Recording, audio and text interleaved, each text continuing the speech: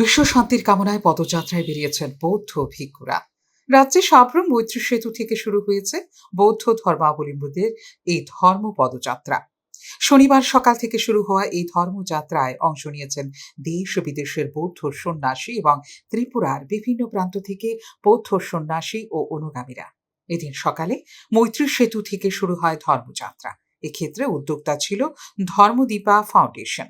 Bangkok, Malaysia, Singapore এবং Indonesia হয়ে ত্রিপুরা এসেছেন থাইল্যান্ডের বৌদ্ধ ভিক্ষুরা। বিশ্ব শান্তির এই পদযাত্রায় সকল ধর্মাবলম্বীদের অংশগ্রহণের আহ্বান জানিয়েছেন বৌদ্ধ ভিক্ষুরা। आज हम लोग ये मैत्री सेतु साब्रम से शुरुआत कर रहे हैं धम्म यात्रा, walking meditation for wellbeing and world peace.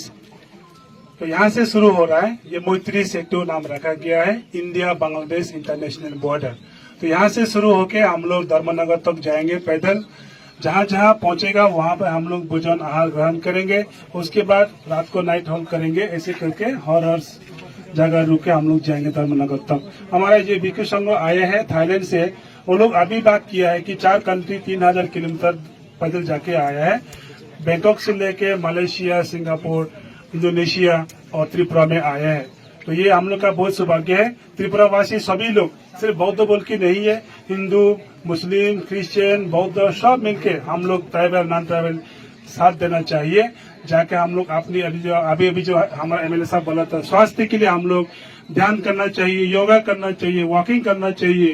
শনিবার সকাল ৮টায় দক্ষিণ ত্রিপুরার সাবরুম মৈত্রী সেতু থেকে সূচনা হয়েছে পদব্রজে ধম্মযাত্রা।